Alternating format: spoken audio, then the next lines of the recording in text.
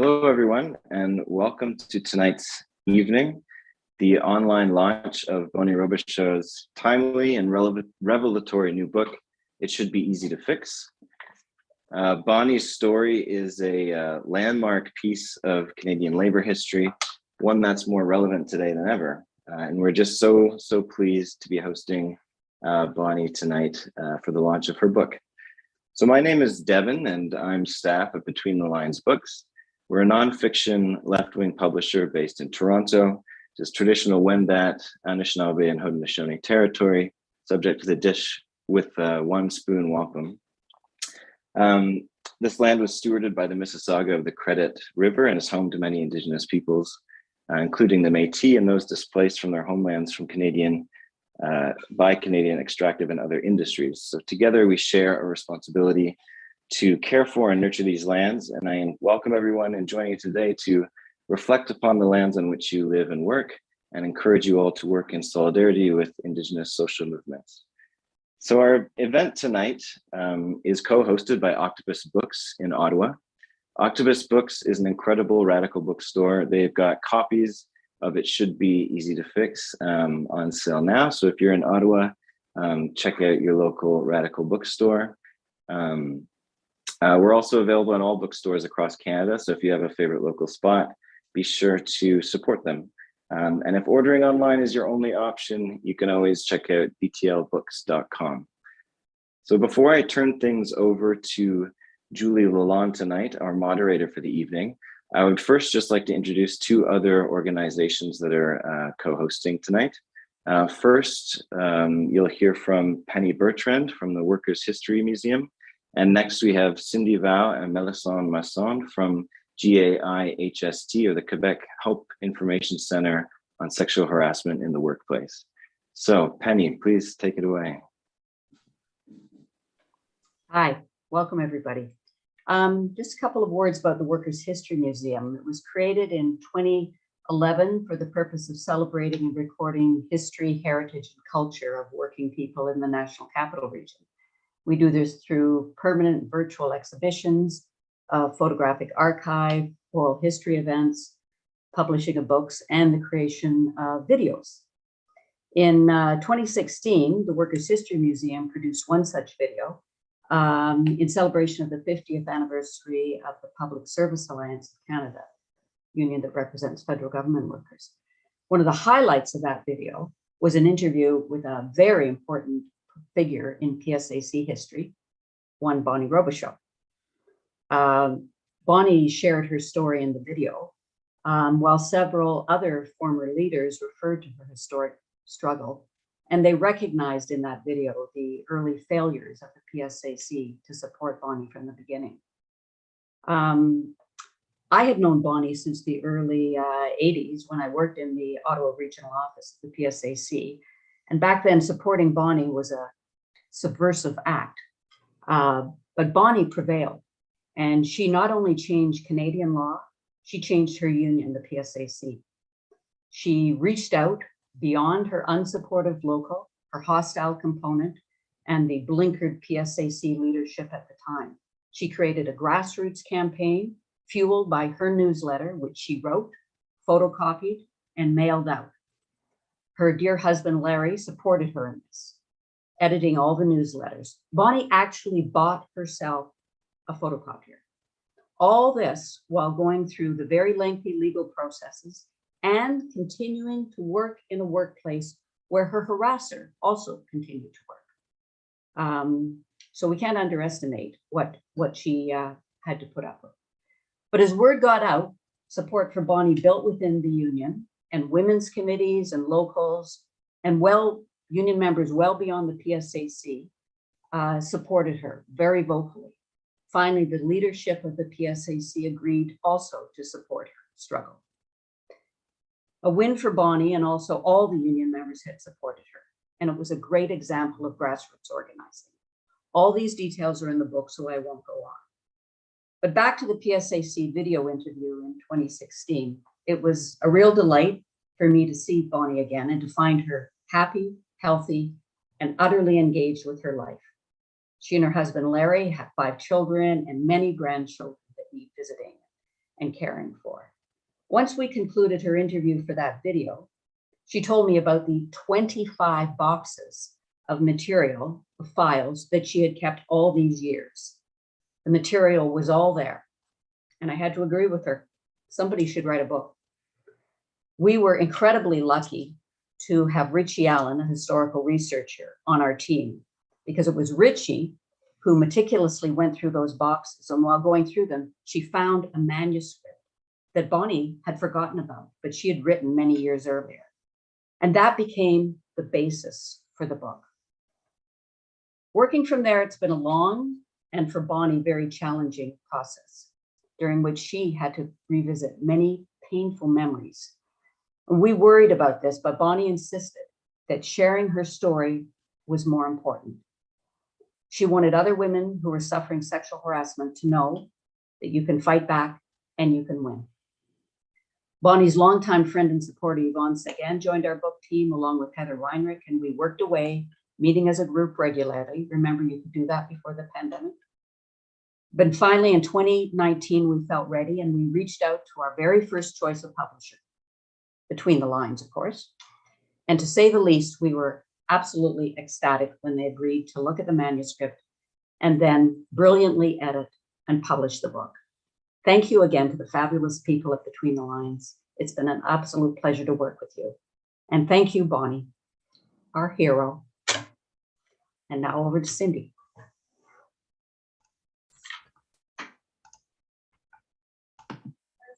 Thank you, Penny. Good evening. It's a pleasure to be here tonight. The Help and Information Center on Harassment in the Workplace is a nonprofit community center located in Quebec. And the group was created in 1980 by women with the aim of helping women who had experienced sexual harassment at work. We have developed an expertise with non-unionized workers, and our services are free. Mainly the women who contact us for help come from many professional fields, are of different ages, and all have different backgrounds. Much like Ms. Robichaud, they hold jobs they love and simply want to work in an environment free of sexual harassment. Our involvement in Mrs. Robichaud's project goes back to the beginning of the process. In fact, Mrs. Robichaud has been a member of our organization for many years, an honorary member since 1980, and was actively on our board of directors from 2004 to 2018. So it's really thanks to this close link over all these years that the group has had the opportunity to be involved in Ms. Robichaud's book. In the book's writing committee, we were represented by Yvonne Seguin, founding member of the group and also honorary member. Many women, such as Claudine Lippé, a longtime member of our organization, Mike Mélissande Masson, who's here tonight, and Nathalie Laflamme, a law intern, took part in the focus group that was coordinated by Ms. Seguin. The objective of the focus group was to read and comment one of the first drafts of the book. Many other law students supported the creation of this book by revising Mrs. Robichaud's legal files, reference to the cases of books that Penny mentioned. We have therefore been involved in this project for several years, and we are very pleased to be here this evening to celebrate Mrs. Robichaud and her book. I must say, a long-awaited and important book. Thank you. I'll now address the public in French. Donc, bonsoir, c'est un plaisir d'être ici ce soir avec vous. Le groupe d'aide et d'information sur le harcèlement sexuel au travail est un organisme communautaire à but non lucratif situé au Québec. Il a été créé en 1980 par des femmes dans le but d'aider des femmes qui ont vécu du harcèlement sexuel au travail. À travers les années, notre organisme a développé une expertise auprès de travailleurs non syndiqués et nos services sont gratuits. Les femmes qui contactent le groupe d'aide pour obtenir de l'aide viennent de nombreux domaines professionnels, sont d'âges différents et ont toutes des parcours différents. Tout comme Mme Robichaud, elles occupent des emplois qu'elles aiment et elles veulent tout simplement travailler dans un milieu sain et exempt de harcèlement sexuel. Notre implication dans le projet de livre de Mme Robichaud remonte vraiment au début du processus. En fait, Mme Robichaud est membre du groupe d'aide depuis plusieurs années. membre honoraire depuis 1990 et a activement siégé au sein de notre conseil d'administration de 2004 à 2018. C'est vraiment grâce à ce lien étroit qu'on a pu entretenir toutes ces années que le groupe d'aide a eu la chance d'être impliqué dans son projet d'écriture de livres. En fait, dans le comité d'écriture, on a eu l'occasion d'être représenté par Mme Yvonne Séguin, membre fondatrice et honoraire du groupe d'aide, elle aussi. Des femmes comme Claudine Lippé, membre de longue date du groupe d'aide, Maître Mélissande Masson, qui est ici ce soir, et Nathalie Laflamme, stagiaire en droit, ont composé le groupe Focus qui était coordonné par Mme Séguin. Et le groupe Focus avait pour mission de lire et de commenter un des premiers jets du livre. Plusieurs autres étudiantes en droit ont aussi soutenu la création de ce livre en révisant les dossiers juridiques de Mme Bonnie Robichaud. C'est donc depuis plusieurs années que nous prêtons main forte dans ce projet qui nous tient particulièrement à cœur. Et c'est avec un grand plaisir que nous sommes ici ce soir pour célébrer Mme Robichaud, le parcours qu'elle a mené, son livre, qui est vraiment un livre important et qui était tant attendu par notre équipe, notre organisme et notre clientèle. Merci beaucoup. Et j'invite Maître Mélissande Masson à prendre la parole. Merci, Cindy. Donc, nous sommes très reconnaissants pour ce livre si important. C'est un œuvre qui témoigne de la lutte des femmes, des obstacles à surmonter et la mise en œuvre du droit à un milieu de travail sain et sécuritaire, libre de harcèlement sexuel. Madame Robichaud est une héroïne canadienne et un pilier pour l'égalité et la non-discrimination en droit du travail. À ce jour, sa décision demeure l'une des premières citées lorsqu'il s'agit de travaux et discussions sur les recours et les éléments fondamentaux, comme l'abus de pouvoir en matière de harcèlement sexuel.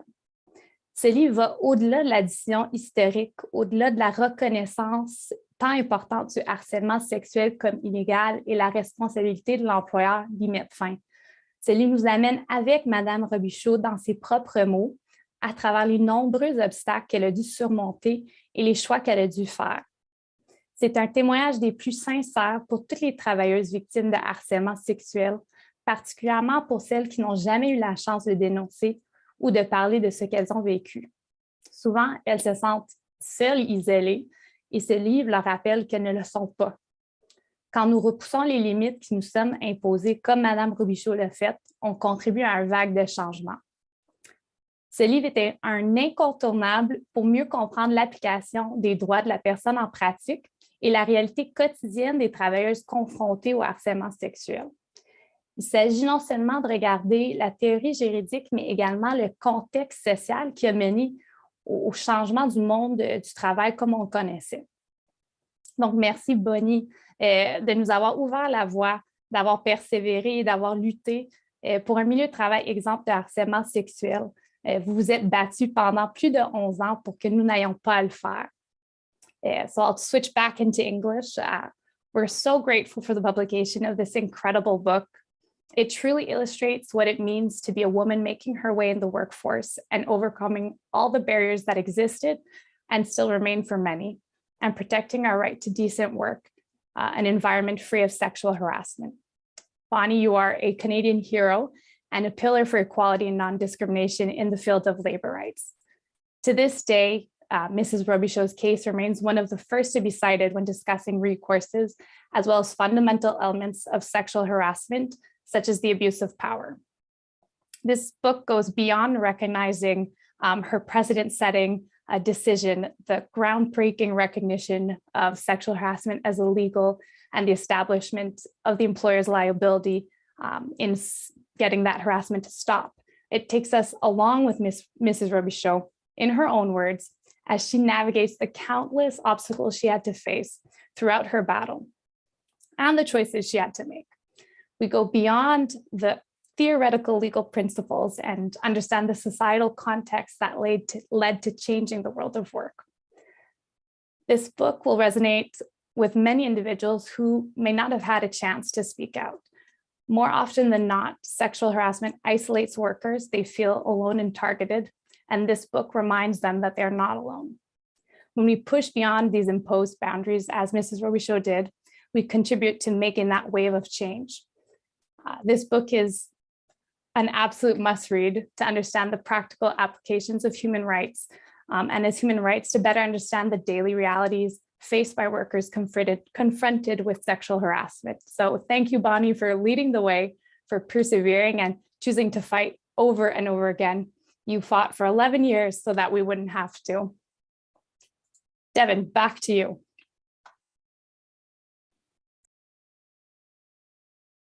Thank you so much, Penny, Cindy, Melisande, for all the work that you've done to help to support Bonnie in writing what is such a wonderful book.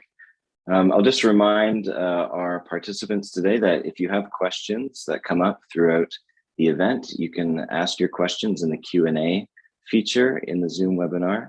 And without further ado, I'll introduce our moderator for this evening, who will then introduce the participants in the discussion. So our moderator is Julie S. Lalonde. Julie is an internationally recognized women's rights advocate and public educator. She works with various feminist organizations dedicated to ending sexual violence, engaging bystanders, and building communities of support.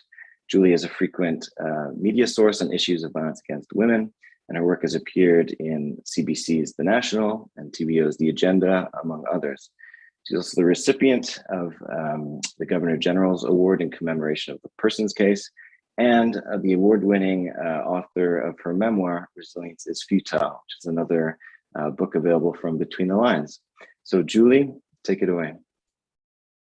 Thanks so much, Devin, and thank you so much, everyone, for being here today.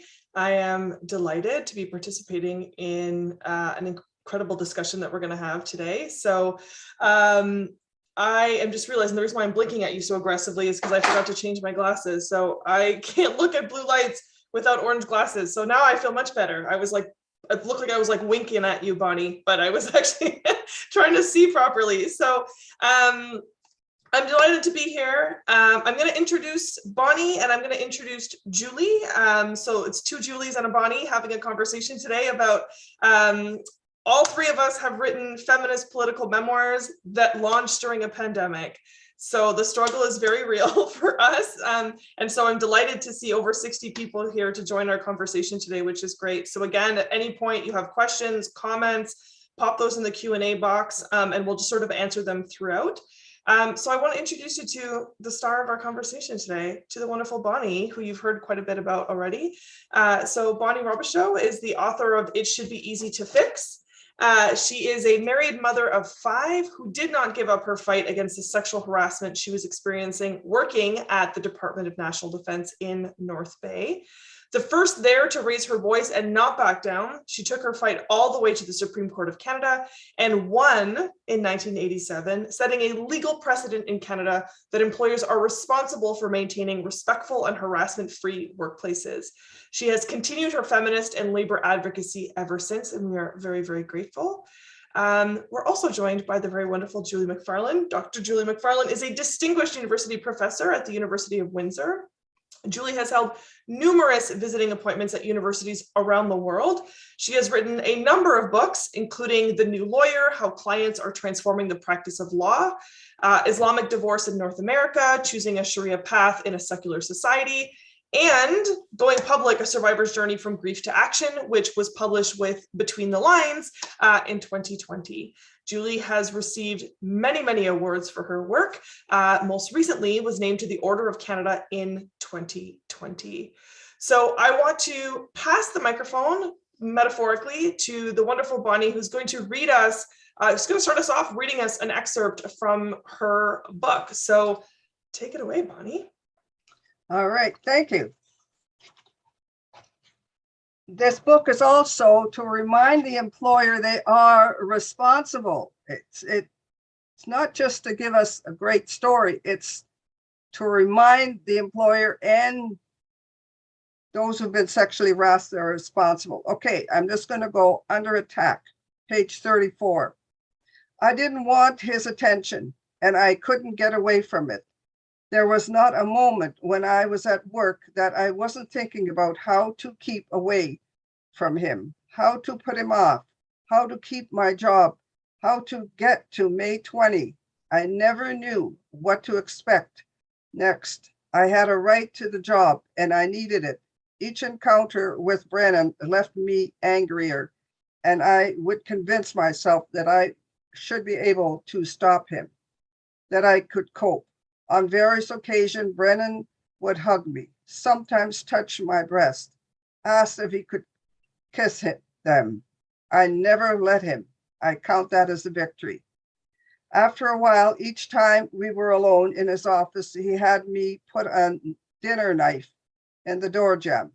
I'm not even sure now what the purpose of this was. Most other times, the door to his office would be open. No one ever came to the door when I was there with Brennan. Brennan said that the knife was there to alert him if anyone was coming in the door. He also said it was a warning to others not to come in. Even though the office belonged to Brennan and two area foremen, it seemed to me it was Brennan's office, and he let the area foreman use it at his pleasure. I also believe that they both had an idea of what was going on. Whatever it was offensive to me that I had to lock myself in. And now I'm going to skip right to page 148, which is after the review tribunal for damages. So this is after the Supreme Court, and this is part of the decision. In determining the amount of the award, the tribunal has considered the following factors. In particular, A, the singling out of Mrs. Robichaud by downgrading her job responsibilities. B, the failure to monitor Brennan's conduct to prevent him from attempting to influence witnesses before the tribunal of the first instance. C, the failure to prepare both Robichaud and her fellow employees for her return to work 2 days after Brennan's dismissal. And D, the failure even to this date to offer an unequivocal apology to Mrs. Robichaud. We feel compelled to comment on one aspect of these proceedings which disturbed us. It appeared that the Human Rights Commission, following upon the decision of the review tribunal, did not provide the degree of support and assistance to the complainant that we would have expected. In fact, it was clear that had it not been for Mrs. Robichaud's determination, this matter would not even have proceeded to the Supreme Court of Canada, much less have been returned to this tribunal. We do not believe that the public interest has been adequately served in this regard. Now, where to begin? You want to give me some guidance, Julie? Absolutely. Well, thank you for that. And welcome, Julie, other Julie. Welcome to the discussion. Hello, I'm Bonnie. It's so wonderful to actually, I mean, it doesn't really count as meeting, but I felt like I met you when I was reading your book, and it's so good to sort of a little bit more really meet you. Thank you. Delighted to all be here. And I want to give a shout out. You know, we're having conversations about workers' rights today and about labor. And so I want to, you know, as was said at the beginning, reiterate the incredible work that Between the Lines does, not only in championing stories like ours that many people are not willing to touch, but, you know, the tagline for BTL Books is books without bosses, right? It's a cooperative publisher, which is not what you're going to see in most places. So we're in good company, which is great. So I want to start with a question, and I'll start with you, Bonnie, but feel free to hop in, Julie. So just thinking a lot about both of your books, all three of our books really, and really how it exposes this idea that it's rarely like this workplace sexual harassment issues are very rarely, never about one bad dude, right? The perception is it's just one creepy guy, and if we just dealt with him, the problem would be gone. But your book in particular, Bonnie, you know, starting with you, really exposes how it's actually a big bad institution that protects the bad dudes and is complicit in a lot of the stuff. So can you talk to me a bit about your experience of working and by definition also having to live within these cultures and a workplace culture like the Department of National Defense, where secrecy, minimizing, or just straight up denying the problem is frankly the norm? Well, first of all, for them, the norm is get rid of her. But I'm a unionized worker and was able to do things like put in grievances. But from the time my grievances were put in and not long after the hearing, the base commander had already written a memo aiming to get me fired. So, and the other thing they did is allow the Mr. Brennan to continue having authority over my position, because the first thing they did was, besides attempting to fire me, they had put out a petition against me and got me into work on my second day of rest. All the letters and the petition were all done within 3 days of each other. I was not permitted to speak to the captain there privately. And when I told him about the sexual harassment, he said he didn't want to hear about it. He had just come out of a divorce. So basically, they didn't want to know about it. Now, he mentions I had a hammer over Brennan's head, that maybe I was told the answers to the competition. Well, I was not. And the hammer I had over his head was the sexual harassment, which he knew about it because I told him at the meeting with Brennan getting up and down from his chair. And I was never asked again or given the opportunity to speak to base management about the harassment, and it was limited in the grievance. So it was very difficult. What added to the difficulty was my local was supporting the harasser instead of me. Those things have changed, but they didn't have to do a thing for the harasser. By not supporting me, they were already helping him. But they let me know real quickly that that they weren't, and I became the directing mind of that complaint. I knew how to type and file. I also learned how to address envelopes, put postage stamps on, and connect with other workers, because I wasn't the only one that wanted an harassment-free workplace. So, and when I first got the document that said, when the tribunal said, it said, I get, Bonnie Robichaud versus Canada. And I figured, oh my God, I better get some friends. Canada's a big place. And I got a lot of friends. I went to every conference that I could possibly go to and stayed in touch with my friends. And what you've shared is such a great example of how people have these, still in 2022, these very stereotypical ideas of how social change gets created. And they see the like cool, badass, we're picketing in the streets and we're in a megaphone. And like, I love all that stuff. But so much of culture change is like tedious bureaucracy, writing letters, like you said, sending notes, filing stuff, like all this stuff that's not sexy, that doesn't usually get a spotlight, but that's how we kind of chip away at these institutions, right? Well, what made it so difficult too is I'm fighting an employer who can be big, bad, and mean. And I don't know how safe I'm going to be fighting that employer. So I had one of these old typewriters. I loved my typewriter. And I had good carbon paper and made sure I sent out several carbon copies, because something could have happened to me. And I wanted to be sure others knew, both in national defense and in the union and my friends. Absolutely. So it was a bit scary, but I guess they didn't think they had to kill me so that I'm here. Well, I'm glad you're here. And you're in good company with other people who've had institutions come down on them. And so, yeah, I mean, I'm going to pass it over to you, Julie, as someone who's also challenged, institutions for individual incidents, but really about the sort of wider web of those institutions being minimizing and participating in that. So yeah, I mean, please tell us about, I mean, you've taken on campuses, entire churches, right? Like you have a lot of experience in trying to take down institutional cover-ups.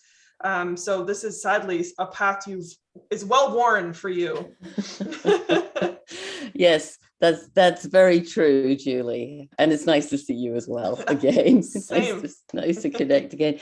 Yeah, I mean, I think, for those who haven't read my book, I mean, as Julie has just mentioned, one of the institutions that I have fought is the Anglican Church, because I was sexually abused by a church minister when I was a teenager.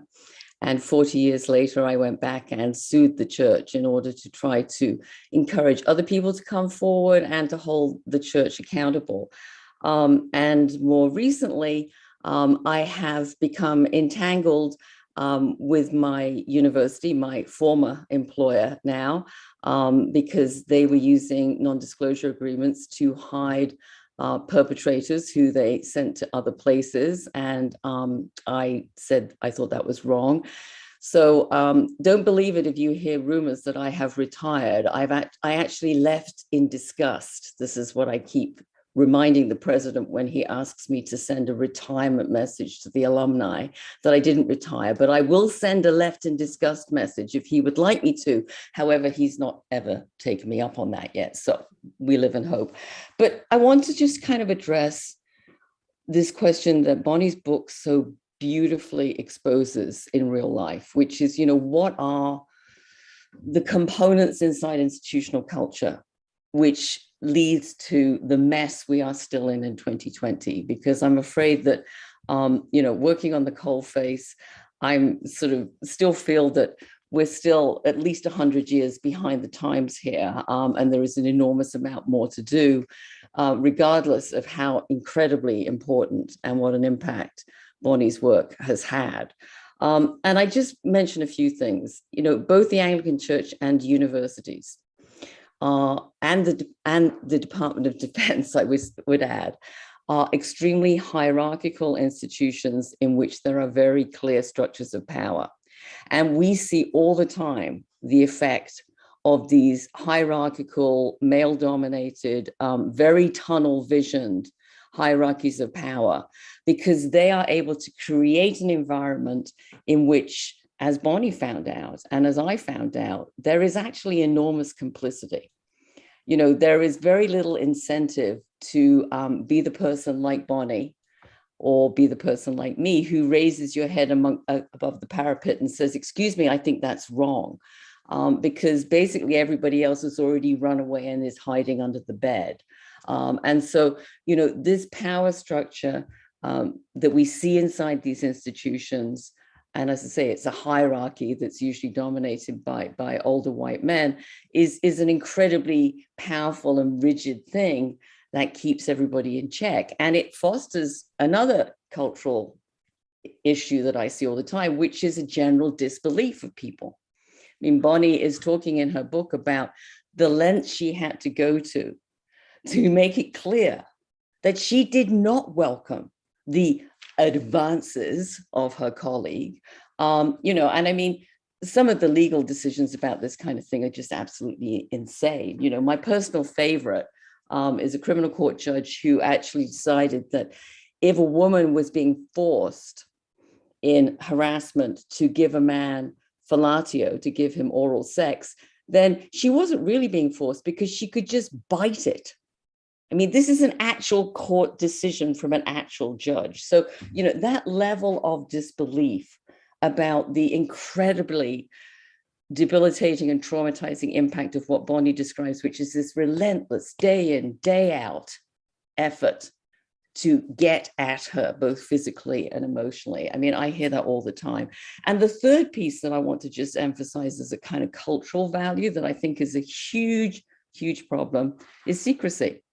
This is why I'm now working on a campaign to pass legislation to ban non-disclosure agreements, because non-disclosure agreements, along with many other pieces of process, are constantly designed to make things secret. We've got to push it underneath the radar and we'll just deal with it amongst ourselves. And we all know that is just a way of suppressing what the genuine needs of victims are. So we have to, I think, confront the fact that we have allowed these institutions to develop, sometimes over hundreds of years. If you look at the Anglican Church, if you look at universities, that now have this power culture in which the people who are at the very top make all the discretionary decisions, and those are usually decisions when it comes to something like sexual harassment to hide and not to confront what's really going on. Absolutely. So I want to draw attention to participants to the chat where Dave just included a link to Julie's work to ban non-disclosure agreements. So it's can'tbuymysilence.com. Recommend checking that out. So to build on your point, Julie, about the difficulty of taking on these institutions, the fact that you are, it's a real tall poppy syndrome. The second you step up and say something, we'll just silence you and everyone else at the same time. There's a real chilling effect. But I want to get back to something that you said earlier, Bonnie, about, in passing as a joke, which I totally understand, but the reality that you were threatened, you were legitimately made to feel afraid of the consequences of calling something out in a democracy like Canada. I have absolutely had that experience as well. I took on the Canadian Armed Forces. I tried to take on my university. And yeah, we can argue that, all those adages of when you've made enemies, it's because you're doing the right thing. And if people weren't mad, you wouldn't be, it's because you're challenging the system and those great things. But at the end of the day, you're still a person trying to live your life, feeling like you have this scary, threatening thing coming after you. And so I'm just wondering, Bonnie, what was that experience like? The court process was over a decade long, but even beyond that, just how did you find it in you to just keep putting one foot in front of the other, despite the many, many, many reasons you had to just say, you know what, screw it. I don't want to do this anymore. What kept you going? A true belief in myself. But before I answer your question, I just want to say about non-disclosure agreements. Yeah. And any agreements that the government makes, and they put that in there, they're illegal already. They cannot put a non-disclosure agreement in against public policy. That's why I was able to get that agreement opened up at the review tribunal for damages. That would have been in 1988. And so can freely speak about what was in the agreement. A lot of people don't know that they're already illegal. Now I'm not, my lawyer was going to give me an email on it, which regrettably I didn't get, but to find out what it's like on other contracts. So anyone that has signed a non-disclosure agreement, find out more about it, because maybe they weren't allowed to do it in the first place. Now, Awesome. As far as working at National Defense, after all this happened, I took it a day at a time. I just kept going into work. I cried a lot. I just cried. One time I went out between the two buildings, and I'm not sure exactly what happened, but I started screaming. And I hardly have any swear words, which was a real deficit at that time. I made sure there was nobody listening. I just screamed my head off. Other times I was cleaning the washroom, singing Dutch nursery rhymes. I'd take time off when I needed. I'd paint the house. One time it said, well, pretend we're moving, and I cleaned out the basement and brought stuff to the dump, which was really good. It needed to be done. We've been in the house for a long time.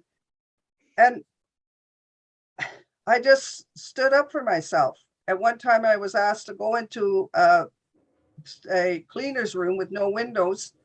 One time they closed the door and shut the light. The second time I just told them, not going back there. Whatever you have to say right here. So the truth is, I made a lot of those other managers pretty nervous because I was still there. So showing up, well, not every day, because I took sick time, I took vacation time. And when it first happened, I was on vacation. I was chopping wood, and that was not wood I was chopping. Chopped his head right off. And I didn't use swear words because swear words would then eat at me. I always called him Mr. Brennan or the supervisor, the foreman, and I never use swear words because it doesn't take long for it to start eating at you. And I did a lot of writing. As my grammar was not that good but I learned and I filed. So typing and filing and keeping in touch, that's what I did. And like I say, I cried a lot. Which is what it means to be human, right? Is like we can be super strong and put one foot in front of the other, but sometimes you got to go scream between two buildings. And that's just what it takes to be able to keep going.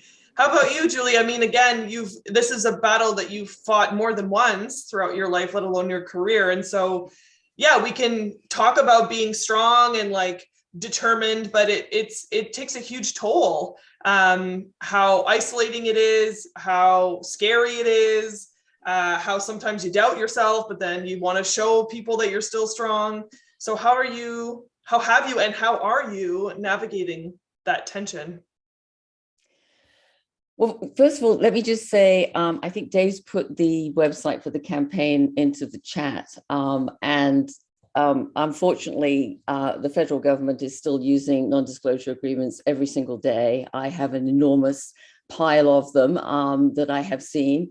And we still need to make it clear that non-disclosure agreements are unenforceable because that is not, I'm afraid, settled law. Otherwise, there wouldn't be an international campaign and we wouldn't be bringing forward legislation. So I really do encourage people to go and have a look at the website and see the work that we're doing. And sadly, the federal government is still very, very clearly one of the offending parties here. You know, when I read Bonnie's book, one of the things that I was really blown away by was the fact that she was describing herself doing this work and constantly standing up to these people who did have the power to take away her job, to take away her livelihood, to punish her, to retaliate against her in all kinds of different ways. But she kept going. And, you know, Bonnie, one of the things that I'm very sad to say, but I have learned in the work that I have done, both around the Anglican Church and now with the Can't Buy My Silence campaign, a much broader range of workplaces, including, but not only, universities, is that people's willingness to stand up and call out something wrong doesn't seem to relate to their own personal power and security. I mean, you in the position you were in the work that you were doing, were very, very vulnerable. I mean, you know, that is the way that I would see your position. I think it was the way that you saw your position as well. I mean, you had this, you know, going to be made permanent peace, but you were still in an environment in which a huge number of people had so much power over you. On the other hand, I often see people who do have power, university professors with tenure, people in middle management or even upper management in corporations who have so much more security in their livelihood. They probably even have savings in the bank, but they are not prepared to call out what is wrong. And so I just want to take a moment to recognize that standing up and calling out something that's wrong and making yourself incredibly unpopular does have different consequences for different people. For me, yes, it did have some consequences, which I'll talk about in a moment. But for people in the situation that Bonnie was in, the consequences are so much bigger again, yet her bravery was so much more than so many people in a much better position than she is. And I just really think, you know, there is a whole socioeconomic piece to this that we don't recognize often enough. And I just really want to recognize that piece.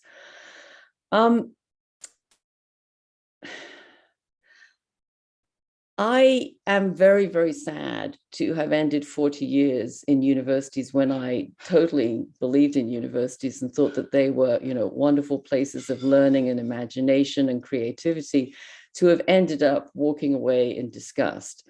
But that is a kind of a personal loss that I carry. I am in the fortunate position that I did have a good job for many years. And so I can, if you like, afford to take a stand. And that's what I'm doing. But I think that, you know, what keeps me going, and there are many days when I've been on the phone from 9 o'clock in the morning until 6 o'clock at night. And many of those calls will have been with people who are traumatized by what has happened to them, sexual harassment, sexual assault, other kinds of sexual violence and abuse, people who've signed non-disclosure agreements. And there are days when you know, by the end of the day, I'm just absolutely exhausted. And, you know, my own PTSD is terribly triggered.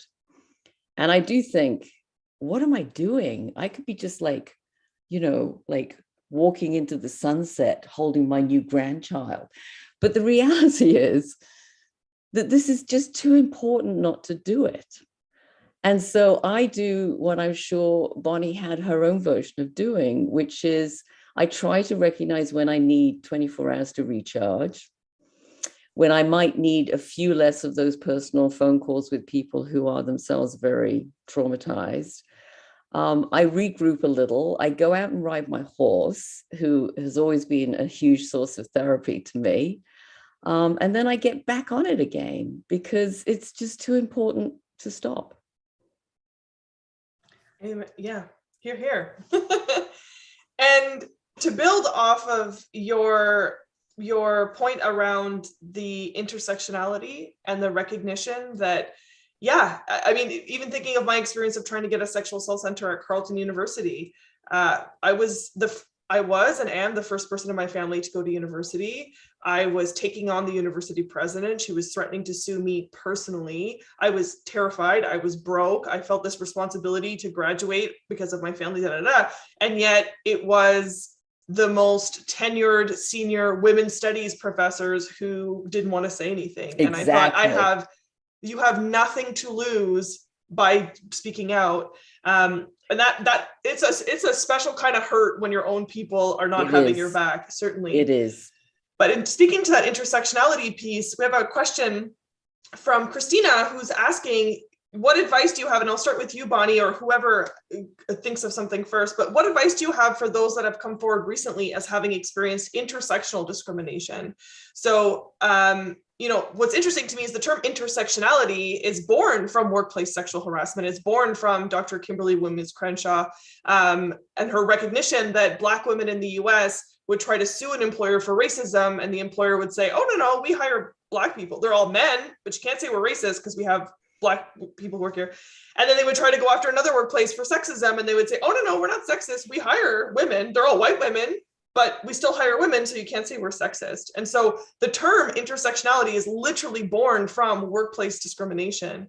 And so when we're thinking about these things intersectionally, not just, you know, being a woman, but a woman who's working in a position that has very little power, if you're disabled, if you are racialized, if you are a new Canadian, if you are trans, like all of these kinds of pieces intersecting. And so I'm wondering, you know, Bonnie, starting with you, like, what advice do you have for folks who are basically fighting multiple enemies, really, when it comes to conversations around workplace safety?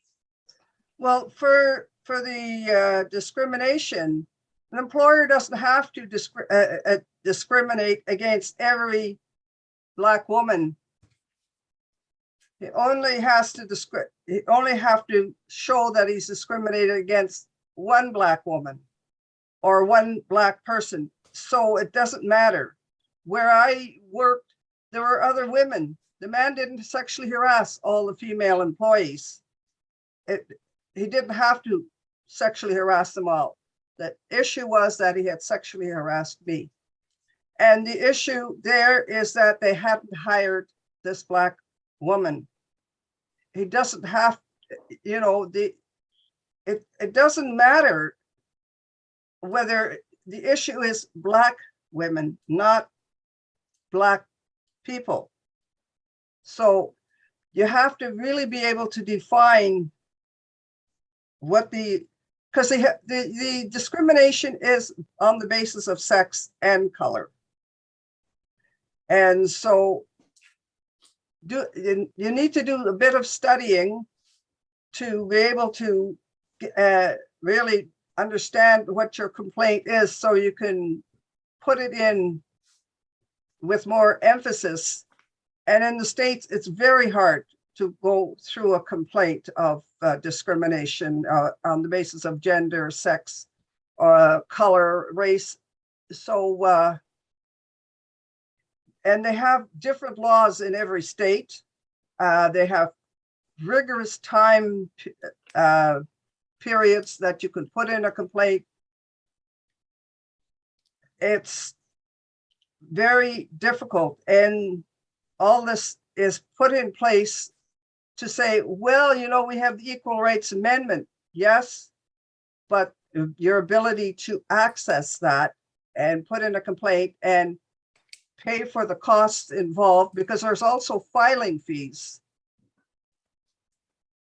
The biggest advice I would get is get as many people to support you individually, and then be able to put in the complaint and help with the complaint. And that is a big thing to overcome, because I'm sure we're well aware of how difficult it is for Black people in the States and Canada too, but they've really shown it before the pandemic had started and the marches had gone, because it's part of their structure. And we have the discrimination against our Native people. And so discrimination separates workers. And as long as workers are separated, the employer is quite happy about that. So as long as we're fighting amongst ourselves or not uniting, it's much easier to discriminate against us. I happen to be a white woman, but I knew that if I'd been a Black disabled woman, I would not have gotten as far as I had. I didn't have skeletons in my closet because I had all my children legally, and I didn't have any family members that had any criminal record or anything like that as well. So, and I had a good memory. So it was really, really hard to defeat me. And I stuck to my gun. I was also a union worker. They did try to fire me over several occasions. I even got brought in the office when they had tried to fire me, and I phoned my lawyer up. And I shouldn't have been allowed to phone my lawyer up and my own home at my own expense. But I know what my rights are. That's also a big, big thing. Know what your rights are and have confidence in them. And they'll try and bully you. And yes, you're going to cry. And yes, it's going to be tough. But what they're doing is tough. And getting good jobs is really hard. And they didn't have a sign up. A hazard to the job is sexual harassment, because I did not know that. Probably still would have gone to try and get a job there, but in any case, they can't put those kinds of signs up. And I just know the military is the military. I didn't know about the rest of it, because I'm just cleaning, vacuuming and cleaning the toilets and making the beds. I mean, what can go wrong? Mm-hmm. Thank you. And I think all three of our stories really drive home that, you know, we're talking about three white women that were brutally screwed over by major institutions. And so if you can be three white women who've had that experience, we can imagine that, yeah, if we were, you know, of color, if we were not, you know, like all of these intersections absolutely play into it. And so, Julie, you know, you were speaking about how you hear from so many people who have these personal experiences, or you're hearing about those intersections all the time of people who are young, who have no money, who are, so, you know, what's your advice to folks who are experiencing multiple types of discrimination and harassment? Yeah. Well, I mean, just first of all, to reinforce your point, Julie, I mean, I went into my battles against the Anglican Church and then the universities with enormous privilege. I mean, not only was I white, but I was also somebody, you know, who had status, a very high status in the university. And I also had all this knowledge of law and the legal system. And, you know, the willingness of my own university, despite, you know, my various awards and my Order of Canada and everything else, to completely throw me under the bus because they knew that no one else was going to stand up for me, and they were correct. You know, just underscores how unbelievably difficult it is for people without that kind of privilege. And this is, I think, something that, you know, writing my book as well really solidified for me. The idea that, you know, as a law professor and someone who has spent her whole life studying legal practice, I knew what was going to happen in a civil trial. I knew what was going to happen in a criminal trial, but it was absolutely horrendous to go through on a personal level. So without that knowledge and anticipation, I can't even imagine. And as you say, Julie, the people I hear from every day are not people with that kind of privilege. You know, they're people who worked at Walmart until their manager sexually harassed them and they were given $1,000 and a non-disclosure agreement to go away. You know, that is a very, very common story. And I think that, you know, one of the real gifts that we have of the work of intersectionality writers like Kimberly Crenshaw is that it expands our notion of what harm really means. I mean, the kinds of harm that are experienced by people who are poor, who are, you know, powerless in whatever situation they find themselves in their workplace, who may be also of color or indigenous, people who have other kinds of ways in which they are vulnerable in the mainstream, and they are treated worse than other people in the mainstream. And intersectionality makes us realize that there are forms of harm that we couldn't even imagine, that are beyond our own experiences. And this is the same as trying to get organizations, institutions, and the public culture to recognize the harm that sexual harassment does. It just expands that notion of harm. So what is my advice? It's not that different from Bonnie's. It would start with find support. I mean, that's what I always say to people who call me and say, I'm thinking of, you know, bringing a human rights case. I'm thinking of going to the police. I'm thinking of breaking my NDA. These are the kinds of, you know, dilemmas that many of the people that I talk to are facing. And my first question is always, what kind of support have you got? Have you got at least one, and hopefully more than one person that you can absolutely tell everything for, including that you're feeling shit today, because you are going to feel shit some days. And I also think that what Bonnie said about getting some kind of an access to legal assistance or advice is really, really important, because one of the ways in which powerless people are made even less powerless is because they don't have access to, you know, the knowledge of the legal profession. And I saw this in my work, of course, for 10 years with self-represented litigants at the National Self-Represented Litigants Project. It's just a way that we reinforce people's powerlessness over and over again. So my main advice would be get support, talk to those people, you know, ensure that you have people around you who are going to support you going forward.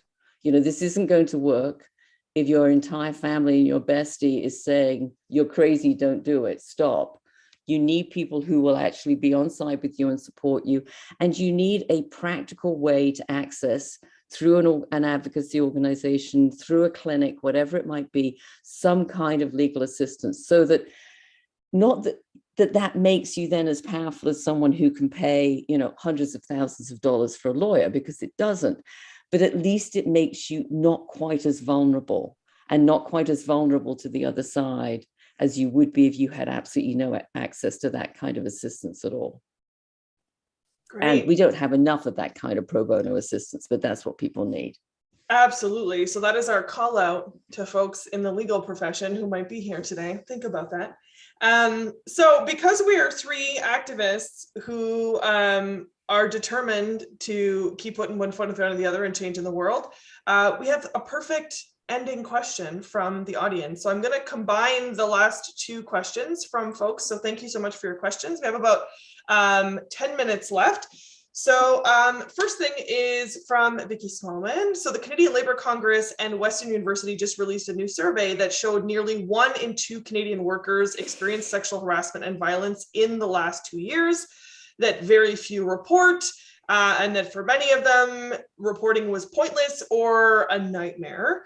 Aaron has a question around getting the support from unions And, you know, kind of what you hinted at the beginning, Bonnie, with that, yeah, things have changed in many ways, but, you know, in your case, the union was supporting the person that was harassing you.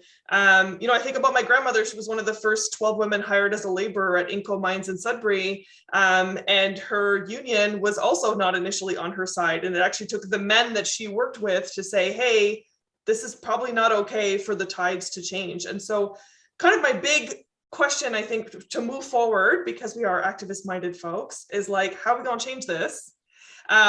So what needs to change for folks to feel like to even come forward in the first place? And then what needs to change about the reporting process so that it's actually worthwhile for us to say something at all? So whoever wants to get started, what do we do? Besides burning it all down, how do we practically make a difference moving forward? Yeah, Bonnie.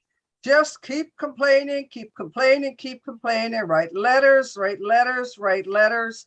I know we have social media now, which I am not that good at, but I am good at making phone calls, which we don't have to pay for individually anymore. Thank goodness. My bills were very high over the years. So just don't let them get away with it. And if your local doesn't support you, it happens. They are not the last people of power. I also wrote a booklet called A Guide to Fighting Workplace Sexual Harassment Assault, which can be found if on Google. I know I found that if I just Google my own name and look through it, it's with a yellow cover, and just read it. You know, it's no shame if you can't make a complaint, because not everyone can. There are, and as Julie said, there are people who just don't have the support, who don't have the help, who don't have financial resources. We had enough to be able to squeak through, and with enough of a credit rating that we were able to pay for things, but not everyone does. And people can get sick. I'm really happy that I am still reasonably healthy and didn't get the kinds of illnesses many women get for fighting their complaint, or maybe not fighting it, just enduring it.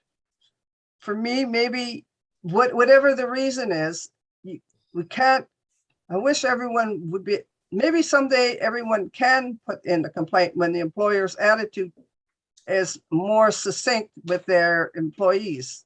But right now it isn't always possible. I didn't know that. It's good to be naive when you put in a complaint. I figured once my probation was over, I should be safe. And also women will wait until they are safe to complain. So once the complaint's made, it has a life of its own. And I wish I could say be more positive than that. No, it's still very good practical advice, right? Just keep talking. Do not shut up. Keep complaining. Yeah, Julie, what's your thoughts? Well, first of all, I want to say something about unions, because this is something I thought about a lot when I was reading Bonnie's book, because, you know, she's describing a real struggle to get support from her union. But she's describing it, you know, in the 80s and the 90s. In 2022, it really isn't that different. And I have now, you know, been talking, because of our NDA legislation, to union activists all over Canada, primarily women, and primarily women who have been working on sexual harassment issues. And they will say exactly the same as Bonnie is saying here, which is unions still haven't figured out what to do when they have a member who's an alleged perpetrator and a member who is a victim. Who are they supposed to support? And 9 times out of 10, they still seem to come down on the side of the perpetrator. I mean, this was what happened to me. So I'm not actually sure that unions really have got this together. Unions are signing non-disclosure agreements all the time. This is what my union did as well with the perpetrator.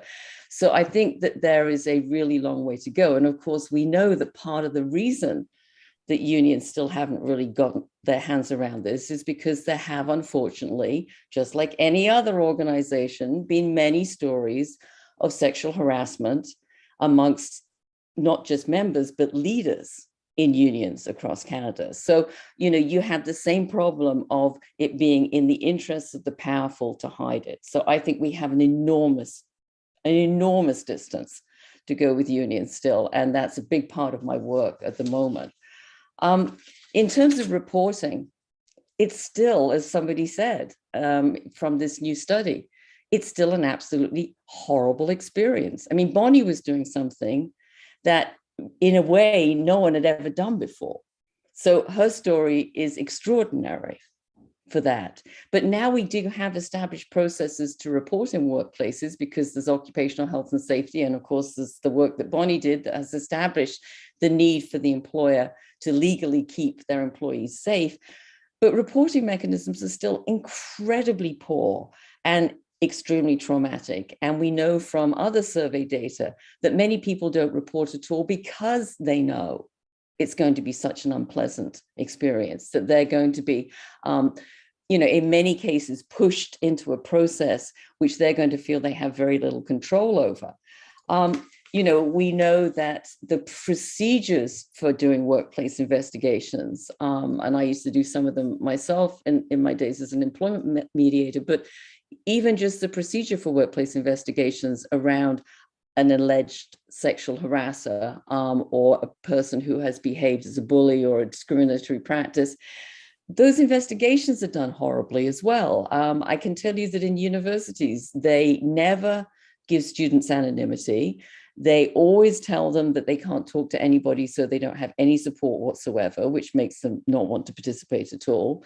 Almost always an investigation in a workplace is a secret because of this completely overblown and catastrophic idea that you might be sued for defamation just for saying that you're investigating somebody. There has never been a successful case, by the way, on that, but it's still what the lawyers tell institutions all the time. So they keep their investigations secret. It's pretty hard to participate in a secret investigation.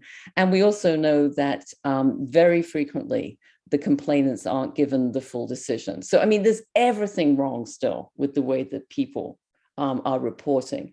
And just to make one final point, without wanting to sound too much like a cracked record here, NDAs are a huge part of this. They're only a piece of it.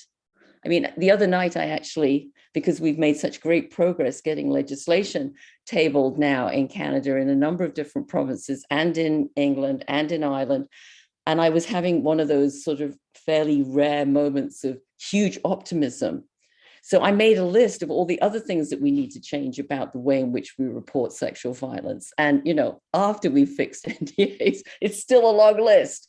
But NDAs really do exacerbate this problem because even if somebody has been clearly seen to be a sexual predator, to be, serially harassing women, that information is going to get buried in an NDA. An NDA makes the victim promise to keep everything confidential about the perpetrator, not just herself, but the perpetrator.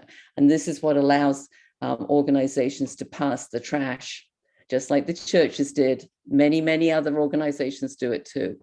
And so if we could do something about non-disclosure agreements being a default and suppressing even where there has been, what otherwise looks like a successful outcome. Someone was investigated, they were determined to have, done what they were alleged to have done, they're going to be terminated. Even then, we still screw it up because we give them a non-disclosure agreement and they move on to another workplace and they do it all over again. So, for me at the moment, working with Zelda Perkins, my partner on the campaign, that feels like a really worthwhile thing to focus on. But believe me, I've got a long list of other things to get to once we fix that one.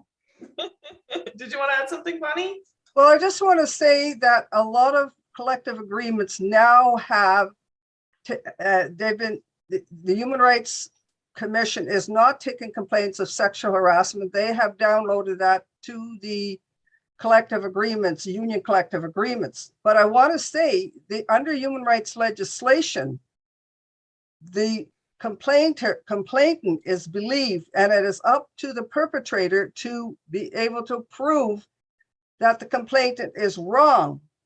In my case, that wasn't too hard. He said he'd done nothing. And it took till the Federal Court of Appeal where his lawyer said, yeah, he sexually harassed her. So